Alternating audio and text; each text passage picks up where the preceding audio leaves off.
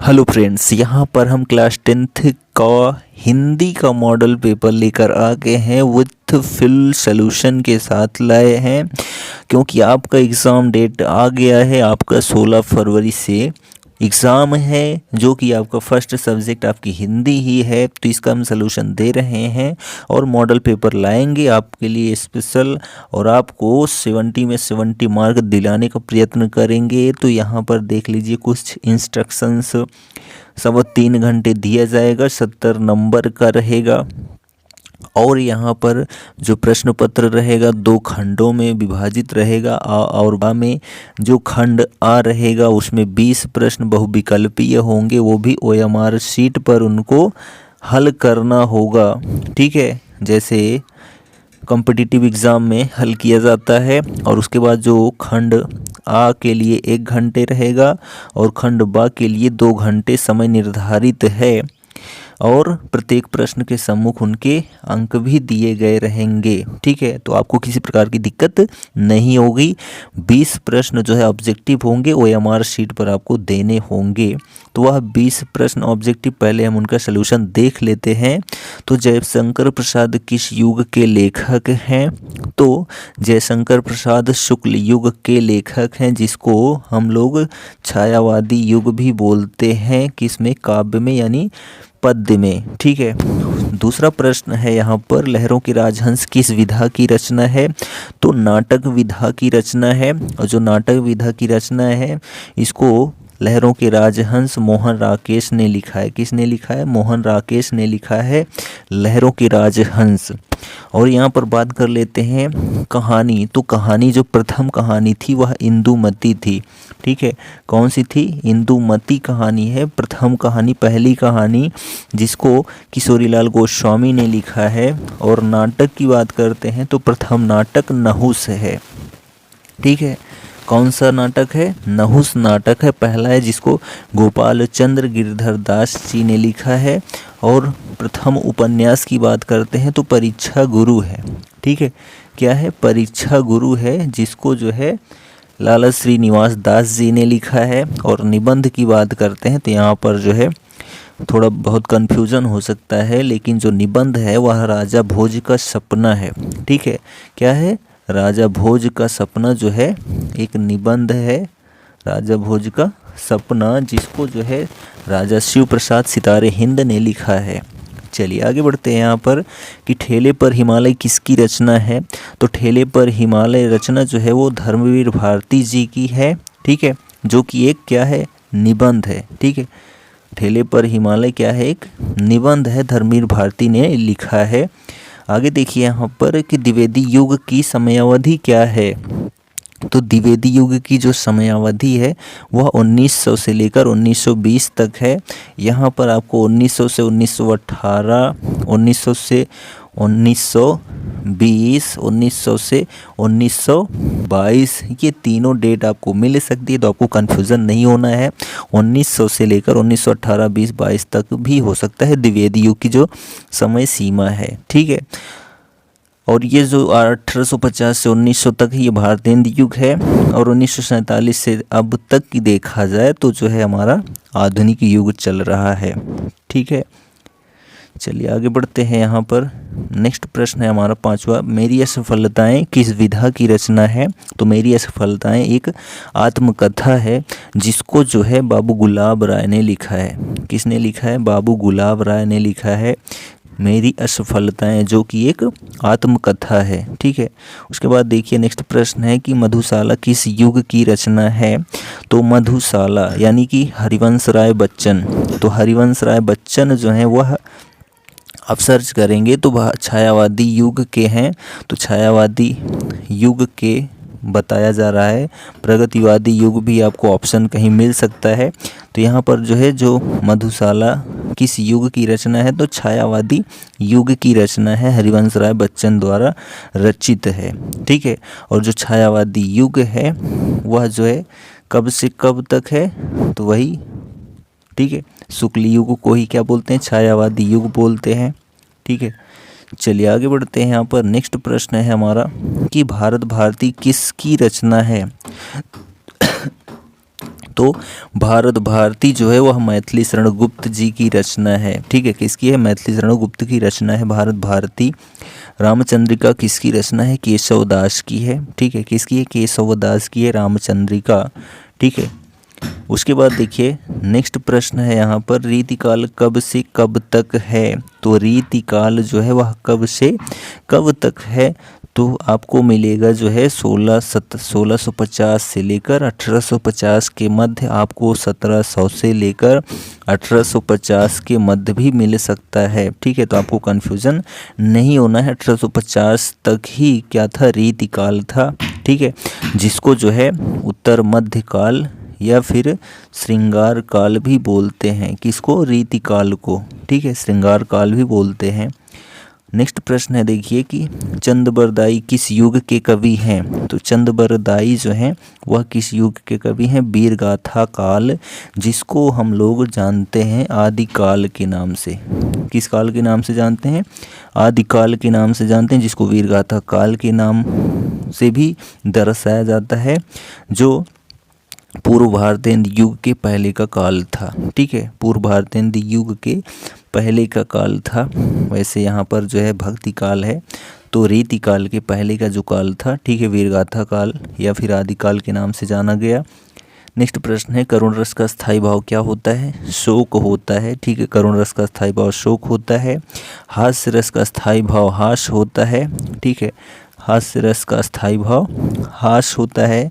और श्रृंगार रस का स्थायी भाव जो है रति होता है या फिर प्रेम होता है। श्रृंगार रस का अस्थायी भाव। चलिए आगे बढ़ते हैं। यहाँ पर मैया मैं तो चंद्र खिलौना लई हूँ, इसमें कौन सा अलंकार है?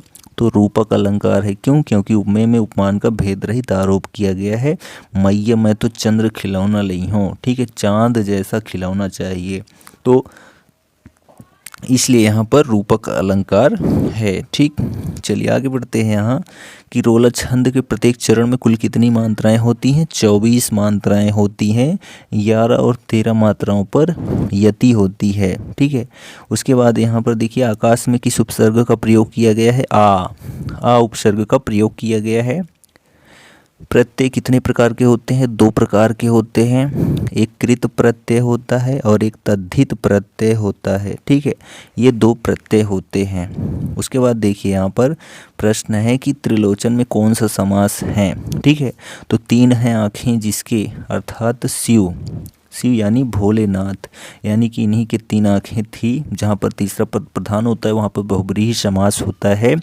ठीक है, और यहाँ पर द्विगु समास भी, अगर बहुब्रीहि समास नहीं होता तब आपका द्विगु समास भी हो जाता। क्यों? क्योंकि सबसे पहले संख्या दिखा रहा है, इसलिए। ठीक है, उसके बाद देखिए यहाँ पर 5 का तत्सम रूप क्या होता है? तो पाँव का तत्सम रूप पाद होता है। ठीक है, क्या होता है?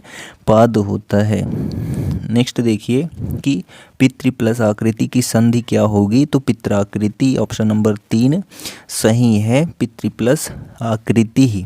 ठीक है, आगे देखिए यानी कि यणस्वर संधि। देखिए यहाँ पर कि नद्याः शब्द में वचन एवं विभक्ति है, तो नद्याः जो है पंचमी और षष्ठी के एक वचन में जो है नद्याः ही होता है। ठीक है, क्या होता है? नद्याः ही होता है, पंचमी और षष्ठी का एक वचन, यानी ऑप्शन नंबर 3 हमारा सही है। फिर देखिए 20 नंबर क्वेश्चन जो ऑब्जेक्टिव OMR शीट पर है कि पठतम धातु का वचन एवं पुरुष क्या है? तो पठतु पठताम पठन्तु पठ पठतम, यानी कि मध्यम पुरुष। ठीक है, मध्यम पुरुष किस में दिख रहा है? ऑप्शन नंबर 2 में दिख रहा है, और द्विवचन पठ पठतम। ठीक है, और यह जो है लोट लकार है। कौन सा है? लोट लकार है, पठ धातु है, मध्यम पुरुष का द्विवचन, ऑप्शन नंबर 2 आपका सही है। वर्णनात्मक प्रश्न हमारे OMR शीट के 20 प्रश्न कंप्लीट होते हैं, उसको हमको अच्छे से भरना है। 20 नंबर हमारा कंफर्म हो गया। उसके बाद वर्णनात्मक खंडबा में देख लेते हैं सभी प्रश्नों का हल। तो 2 खंड रहेगा, का खा रहेगा, जिसमें से एक का आपको करना होता है। 6 नंबर आपको मिलेंगे, प्रत्येक प्रश्न 2 नंबर के होते हैं। तो इसको हम पढ़ते हैं तो मैं तो यही समझता हूँ कि हमें अपने समाज और देश में उन सब अन्यायों और अत्याचारों की पुनरावृत्ति नहीं करनी है। तो हम यहाँ पर देख रहे हैं नैतिक चेतना संस्कृत के आधार पर, तो हम समझ गए ये भारतीय संस्कृति से लिया गया है। और इसका संदर्भ हम क्या लिख देंगे? प्रस्तुत गद्यांश हमारी पाठ्य पुस्तक भारतीय संस्कृति से लिया गया है, जिसके रचनाकार भारतेंदु राजेंद्र प्रसाद जी हैं। ठीक है, तो पाठ का नाम भारतीय संस्कृति और जो है लेखक का नाम जो है डॉक्टर राजेंद्र प्रसाद। रेखांकित अंश की व्याख्या कीजिए। तो यहाँ पर हम व्याख्या करते हैं। यहाँ पर लेखक कहता है कि मैं तो यही समझता हूँ कि यदि हमें अपने समाज और देश में उन सब अन्यायों और अत्याचारों को दोहराना नहीं है, तो हमें आज के सारे संघर्ष उत्पन्न जो हो रहे हैं हमें अपनी ऐतिहासिक नैतिक चेतना एवं संस्कृति के आधार पर अपनी आर्थिक व्यवस्था बनानी चाहिए। यानी कि अपनी संस्कृति के आधार पर या अपनी आर्थिक स्थिति या व्यवस्था के आधार पर ही अपनी नैतिक चेतना का विकास करना है, संस्कृति के आधार को बनाना है, अपने ऐतिहासिक पुनरावृत्ति का निर्माण करना है अपनी आर्थिक व्यवस्था के ही आधार पर। सरल शब्दों में कहें तो लेखक कहता है कि मैं तो यही समझता हूँ कि हमें अपने समाज के लिए और अपने देश के लिए जितने भी प्रकार के अन्याय हैं या अत्याचार हैं उनको कभी दोहराना नहीं है। उनमें जो आज के सारे संघर्ष उत्पन्न हुए हैं, यानी आज के जितने भी संघर्ष होते हैं, उनमें अपनी आर्थिक व्यवस्था को अच्छी बनाने के लिए अपने ऐतिहासिक नैतिक विकास और संस्कृति के आधार पर ही करना चाहिए। ठीक है, तो यह जो है हमारी व्याख्या हो गई। उसके बाद देखिए प्रश्न है कि प्रस्तुत गद्यांश में लेखक क्या संदेश देना चाहता है। तो प्रस्तुत गद्यांश में लेखक यह संदेश देना चाहता है कि हमें अपने वैयक्तिक त्याग, सामाजिक हित, सेवा एवं कर्तव्य के मार्ग को, ठीक है, आर्थिक कर्तव्य मार्ग पर सही बनते हुए अपने आर्थिक कामों को अंजाम देना चाहिए, यानी कार्य करने चाहिए। उसके बाद देखिए यहाँ पर दूसरा क्या है कि मित्र केवल। तो ये समझ में आ गया कि यह मित्रता पाठ से लिया गया है, जिसके लेखक जो हैं वो आचार्य रामचंद्र शुक्ल जी हैं। ठीक है, तो पहले उपरोक्त गद्यांश का संदर्भ। तो प्रस्तुत गद्यांश हमारी पाठ्य पुस्तक काव्यांजलि के मित्रता नामक पाठ से लिया गया है, जिसके लेखक आचार्य रामचंद्र शुक्ल जी हैं। ठीक है, या फिर हम लिख देते हैं पाठ का नाम मित्रता, लेखक का नाम आचार्य रामचंद्र शुक्ल, तब भी आपको 2 नंबर मिलेगा। रेखांकित अंश की व्याख्या करनी है। तो यहाँ पर लेखक कहता है कि मित्र केवल उसे हम नहीं कह सकते हैं जिसके गुणों की तो हम प्रशंसा करते ही हैं, पर उसके अवगुणों से हम दूर रहते हैं। ठीक है, पर जिससे हम स्नेह ना कर सकें, ठीक है, उसके अवगुणों से तो दूर रहते ही हैं, और साथ में उससे जो है अच्छी तरीके से घुल मिल ना रह सकें, जिससे अपने छोटे मोटे काम तो निकालते जाएं पर भीतर ही भीतर उसे घृणा भी करते रहें। ऐसे मित्र जो है हमें नहीं बनाने चाहिए। मित्र जो है सदैव पथ प्रदर्शक के समान होना चाहिए, यानी कि हमारे अच्छे और बुरे चीज़ों का ध्यान रखने वाला होना चाहिए, जिस पर हम पूरा विश्वास कर सकें। ऐसा मित्र होना चाहिए, और जो भाई के समान साथ देता हो, जिसे हम अपनी प्रीति पात्र बना सकें, यानी कि सुख दुख में सहयोगी बना सकें, ऐसा मित्र होना चाहिए। ठीक है, तो यहाँ पर देखिए तीसरा प्रश्न है, लेखक के अनुसार मित्र किसे नहीं कहा जाना चाहिए। तो जिसके गुणों की हम प्रशंसा तो करें, लेकिन अंदर से उससे स्नेह ना करें, प्रेम ना करें, लगाव ना रखें, छोटे मोटे काम निकाल लें, लेकिन भीतर ही भीतर उससे घृणा करते रहें, उन सब को मित्र नहीं कहा जा सकता है। ठीक है, चलिए नेक्स्ट प्रश्न है, देखिए कि पद्यांश आ गया। यहाँ पर पद्यांश दिया जाएगा 2, उसमें से एक करना होता है, 3 प्रश्न रहेंगे उसमें। तो सुनि सुंदर बैन सुधा रसाने सयानी है जानकी जानी भली। ठीक है, तो यह हम पूरा का पूरा पढ़ते हैं। तो यहाँ तुलसी आ गया, यानी तुलसीदास द्वारा रचित है।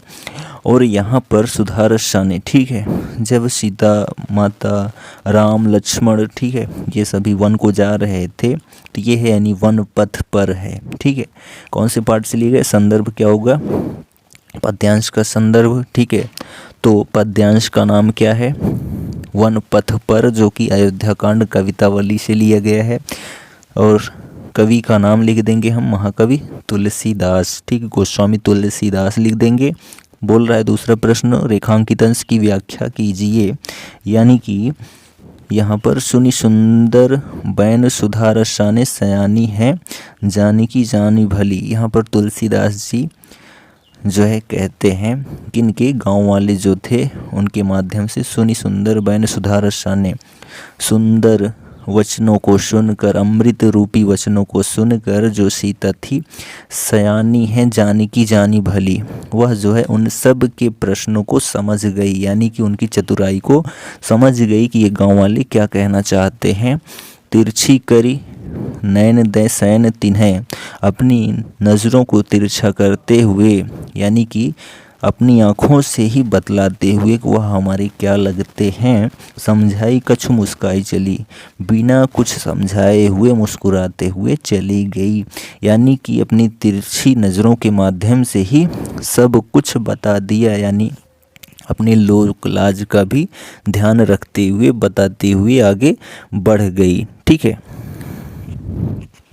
उसके बाद देखिए यहाँ पर तीसरा प्रश्न है कि प्रस्तुत पद्यांश में कौन सा अलंकार है। ठीक है, तो हमको यहाँ पर अलंकार बताना है।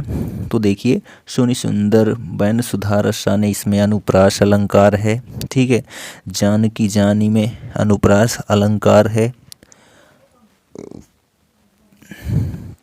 और उसके बाद देखिए तुलसी तेहि अवसर, ठीक है, इसमें भी अनुप्रास अलंकार है। लोचन लाहु, इसमें भी अनुप्रास अलंकार है। अनुराग तड़ाग में भी अनुप्रास अलंकार है। मनुमंजुल, ठीक है, कंजकली, इनमें भी क्या है? अनुप्रास अलंकार है। रूपक अलंकार की बात करते हैं तो सुधारस साने, ठीक है, सुधारस साने में जो है क्या है? रूपक अलंकार है। और जो है मनुमानो, ठीक है, यानी मनुमंजुल कंजकली, यहाँ पर जो है उत्प्रेक्षा अलंकार का प्रयोग हुआ है। ठीक, चलिए आगे बढ़ते हैं। यहाँ पर देखिए कि धूरी भरे अति शोभित श्यामजु दैसी सुंदर बनी सुंदर चोटी। ठीक है, तो यह दोहे कहाँ से लिया गया है? सवैये से लिया गया है। ठीक है, कहाँ से लिया गया है? सवैये से, जिसके लेखक ये कवि रस खान है, यहाँ पर लिखा हुआ है। ठीक है, तो पद्यांश का नाम जो है वो सवैये है, जो कि सुजान रस खान से लिया गया है। और कवि का नाम जो है रस खान है। रेखांकित अंश की व्याख्या करनी है तो देखिए यहाँ पर धूरी भरे अति शोभित श्यामजू। ठीक है, तो यहाँ पर कवि रस खान कहते हैं कि एक सखी दूसरी सखी से कहती है, क्या कहती है? कि हे सखी, धूरी भरे अति शोभित श्यामजू, जो श्री कृष्ण हैं धूल से भरे हुए कितने सुंदर लग रहे हैं, कितने सुशोभित हो रहे हैं। तैसी बनी सिर सुंदर चोटी, और उनमें भी उनके सिर पर जो चोटी है वह बहुत ही आलोकित हो रही, बहुत ही सुंदर लग रही है। और खेलत खात फिरे अंगना, खेलते हुए और खाते हुए जो है अपने आंगन में फिर रहे, यानी टहल रहे हैं।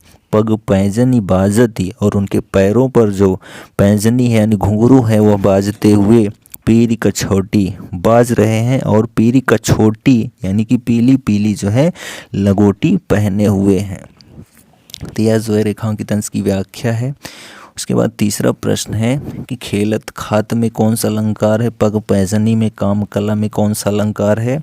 तो इन तीनों में, खेलत खात में भी, पग पैजनी में भी, काम कला में भी जो है अनुप्रास अलंकार का प्रयोग किया गया है। तीसरा प्रश्न देखिए यहाँ पर कि गद्यांश का संदर्भ सहित हिंदी में अनुवाद करना है। तो यहाँ पर देखिए जो पहला गद्यांश है, इदानीम यदा वयम राष्ट्रस्य नवनिर्माणे संलग्ना, इसमें निरंतरम कर्म करणम अस्माकं मुख्यम कर्तव्यम।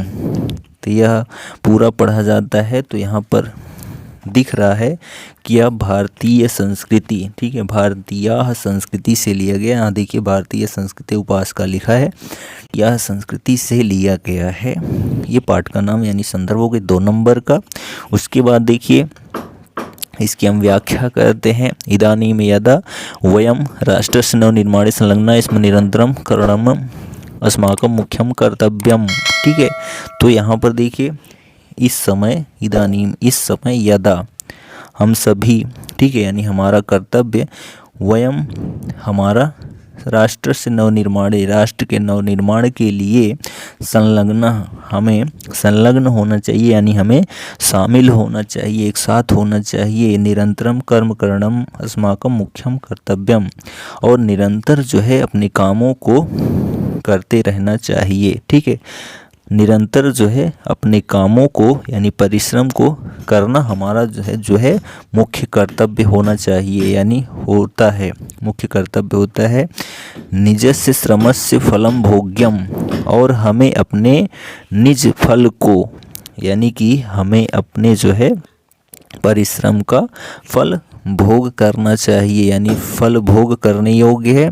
अन्यस्य श्रमस्य शोषणम सर्वथा वर्जनीयम, और अन्य के श्रम को यानी अन्य के द्वारा किए गए कामों के फलों को सदैव वर्जनीय करना चाहिए, यानी त्यागना चाहिए।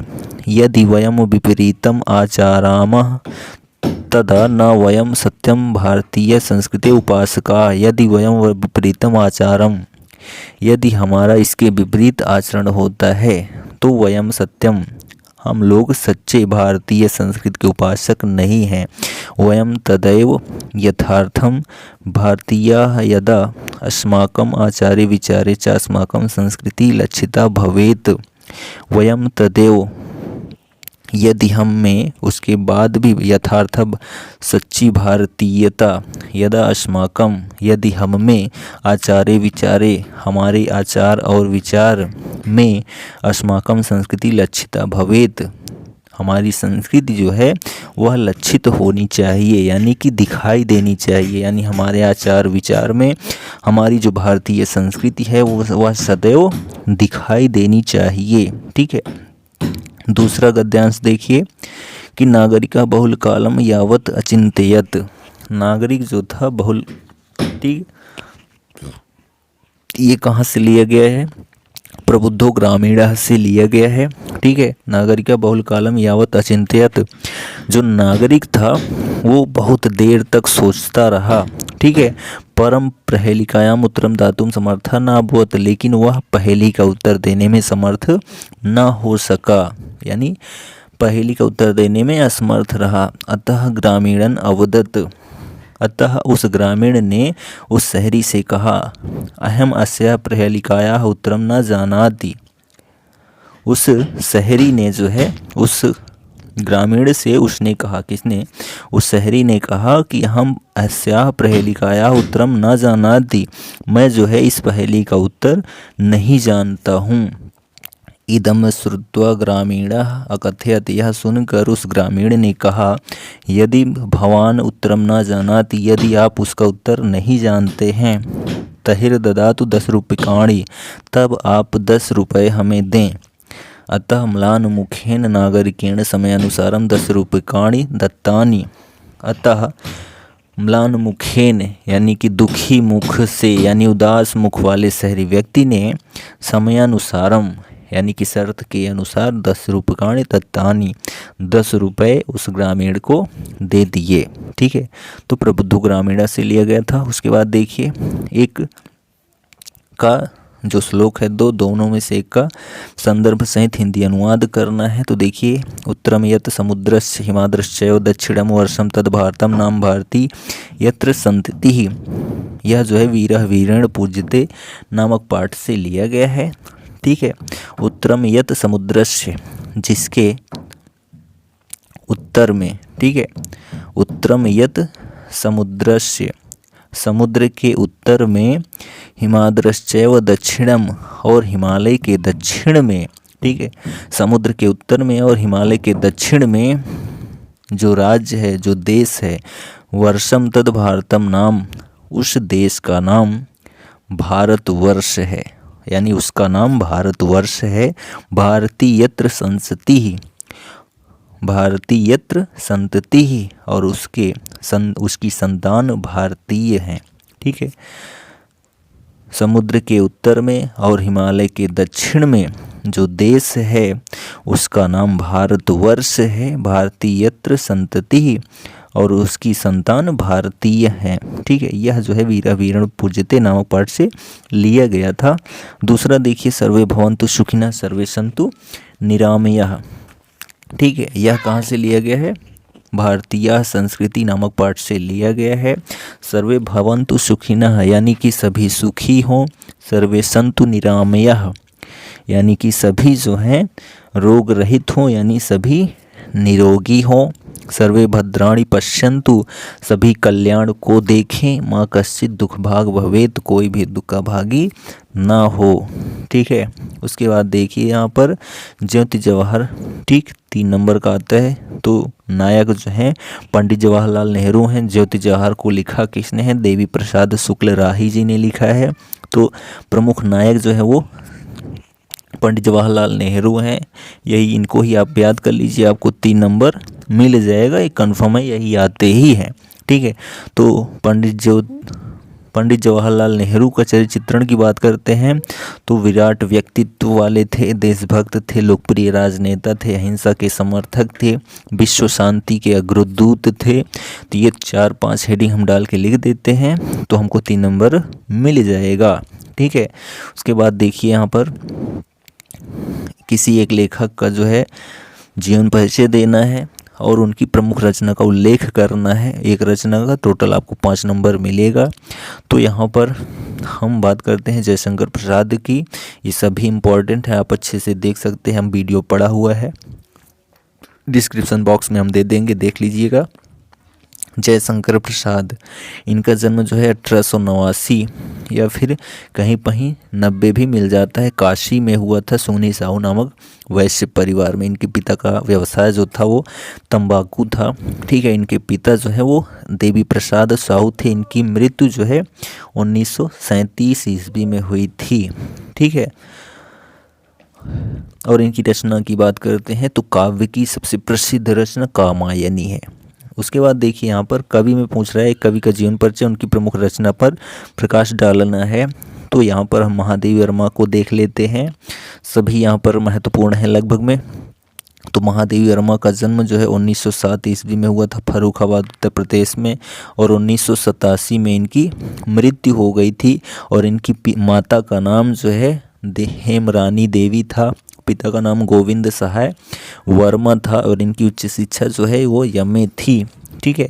और इनकी रचना की बात करते हैं तो यामा, ठीक है, जो कि सबसे प्रसिद्ध रचना है इनकी, जिस पर इनको ज्ञानपीठ पुरस्कार भी वितरित मिला हुआ है। ठीक, चलिए आगे बढ़ते हैं। यहाँ पर देखिए श्लोक बताना है जो प्रश्न पत्र में ना आया हो। तो बंधनम मरणम वापि जयो वापि पराजय उभयत्र समो वीरः वीरभावो ही वीरता। यह जो है वीरः वीरेण पूज्यते नाम पाठ से लिया गया है। ये लिख देते हैं तो हमको 2 नंबर पूरा मिल जाता है। तभी मिलेगा जब श्लोक अकेले लिखेंगे आप। यहाँ देखिए 2 प्रश्नों का संस्कृत में उत्तर देना, 4 नंबर मिलेगा। भारतीय संस्कृते मूलम किम अस्ति। तो भारतीय संस्कृते मूलम किम अस्ति, तो विश्वस्य स्रष्टा ईश्वरः अस्ति इति भारतीय संस्कृते मूलम अस्ति। गीतायाः कः संदेशः, तो हतो अप्राप्य स्वर्गम जित्वा भोज्यसे महिम वीरवीरेण पूज्यते में लिखा गया है। ठीक है। अस्य गीतायाः संदेशः क्या, हतो अप्राप्य स्वर्गम जित्वा भोज्यसे महिम, यदि आप हार गए तो स्वर्ग की प्राप्ति करोगे, और यदि जीत गए तो पृथ्वी का सुख भोगोगे। ग्रामीणान कः उपासत, तो ग्रामीणान का उपासत, ग्रामीणान एका नागरिका उपासत, एका नागरिका ग्रामीणान उपासत। ठीक, ग्रामीण की जो है मजाक किसने बनाया? एक शहरी ने, एक नागरिक ने। न्यायाधीशः चंद्रशेखरम किम अदंडयत, तो न्यायाधीशः चंद्रशेखरम 15 कसाघातेन ताडयितुम अदंडयत। न्यायाधीश ने चंद्रशेखर को 15 कोड़ों की सजा सुनाई। ठीक है। उसके बाद देखिए यहाँ पर निबंध है, तो 4 टॉपिक में से एक टॉपिक पर लिखना होता है। 2+7 निबंध कैसे लिखे, टॉपिक पढ़ा है, देख सकते हैं। 2 नंबर का आपको जो है संकेत बिंदु लिखना होगा। ठीक है, यानी जितनी हेडिंग आपको लिखनी है पहले एक जगह लिख दीजिए, आपको 2 नंबर मिल जाएगा। उसके बारे में आप वर्णन कर देंगे, 7 नंबर मिल जाएगा। टोटल 9 नंबर आपको मिल जाएगा। निबंध कैसे लिखें वीडियो पड़ा हुआ है, जाकर देख सकते हैं। हम डिस्क्रिप्शन बॉक्स में उसका लिंक दे देंगे, आप देख लीजिएगा। तो यह 70 नंबर हमारा कंप्लीट होता है पूरा का पूरा। ठीक है, जो कि बहुत ही महत्वपूर्ण था। आपका 16 फरवरी से एग्ज़ाम है, बेस्ट ऑफ लक उसके लिए। और भी हम आपको आपके लिए जो है हिंदी का प्रैक्टिस सेट लाएंगे विद सॉल्यूशन के साथ। मिलते हैं, थैंक यू।